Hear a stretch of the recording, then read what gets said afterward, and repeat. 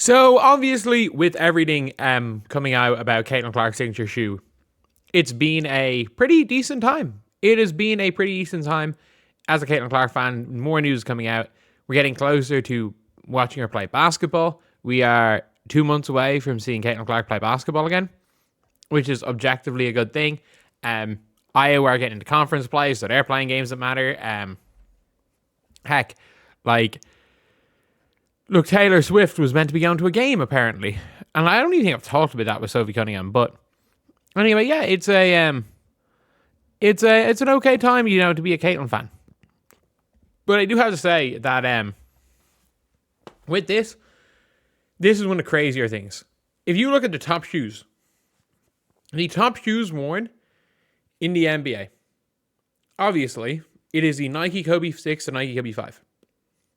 Obviously, when you're looking at these numbers, it's not entirely these colorways. But if you guys don't know, the most popular colorways of the two most popular shoes are both Caitlin Clark colorways. That's kind of crazy. And again, I think as much as anything, it's because I think Nike actually did a pretty good job with the shoes. I think when it comes to a lot of these players, they would in fact that they're just looking for the best shoes. I don't think as much that they're like, if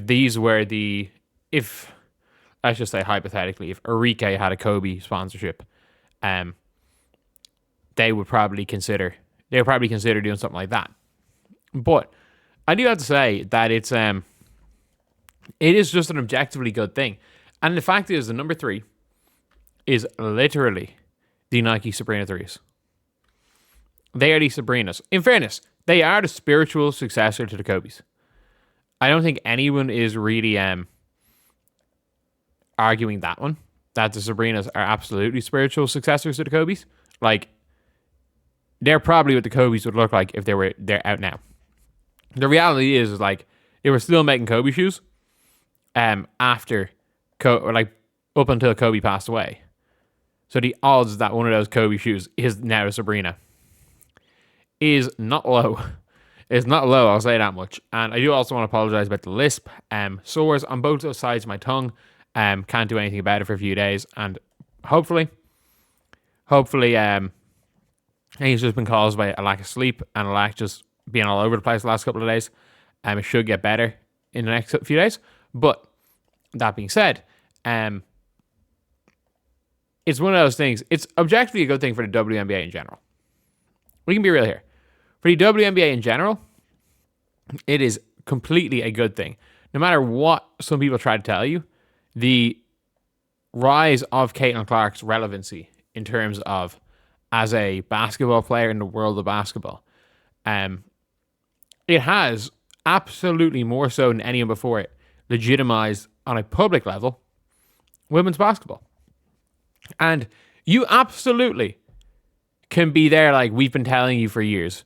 But again, if anyone knows me, you're preaching to fucking choir with that.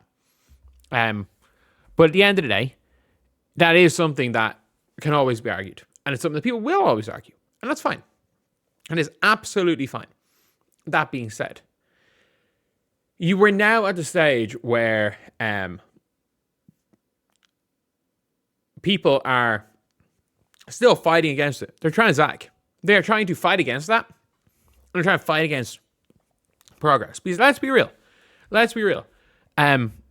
If you are a fan of another team, if you're a fan of another player, if you hate Caitlin Clark with a passion, because of what Caitlin Clark has done to this league, everything you say has more meaning. People in life know more about the WNBA. I think I saw Robin Lundberg say it, and I don't agree with it, but he's not far off when he said nobody has gained more in terms of their hype than Angel Wilson because of Caitlin Clark.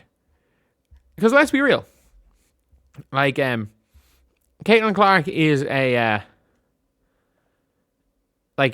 Wilson is being objectively known as the GOAT right now, and nobody was calling Angel Wilson the GOAT before this Caitlin Clark hype. And I know she won 2 straight MVPs. But like Stewie versus Stewie versus Angel was a debate, and Angel's overtaken that. But like Stewie was never in the GOAT conversation. It was always, oh, Taurasi this, Taurasi that. You're looking at a person who's now being considered the GOAT. And I do think if there wasn't the Caitlin Clark boom, Angel might be considered the GOAT, but they would have this weird history thing. This weird history thing where because Angel's currently playing, under 20, she could win 15 rings in a row. It doesn't matter. But yeah, it is an interesting one here. It is now a really interesting one to see, what things happen and how the Caitlin Clark sneaker launch goes, because I think it's going to go really well. The way she makes it sounds like she almost might have the spiritual successor to the Kyrie's. And not in their technology or anything, but I mean a spiritual successor to Kyrie's in the fact that they have all these brand partnerships. Because again, nothing was ever like the Kyrie Irving's. Nothing was ever like the Kyrie collabs. If you guys don't remember, Kyrie 4 had the collabs. I own a pair of Cinnamon Toast Crunch. They had these collabs. The Kyrie 5s had the SpongeBob collabs. The graffiti ones. I can't remember what they were collab. Heck, they had a collab with 2K for the graffitis for the first 99 overalls.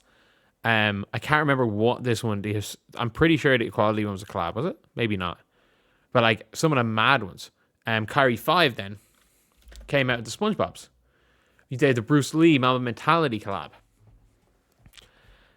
This is a collab with Pinoy Collaborations. I can't remember what this was a collab with, but it was a collab. So many of these. Kyrie was the biggest one for the brand collabs. And we haven't seen anything like that since. And again, I always find it funny that I only realized it when I was recording the video the last time that I reached to my right. And the Kyrie Irving SpongeBob shoe, which I snapped my ACL or my Achilles in. I did snap my Achilles in those shoes, so they will not be worn. Maybe the third time I ever wore them, I snapped my Achilles, so that wasn't fun. But yeah, they will be sold. They will be sold. They're as good as new.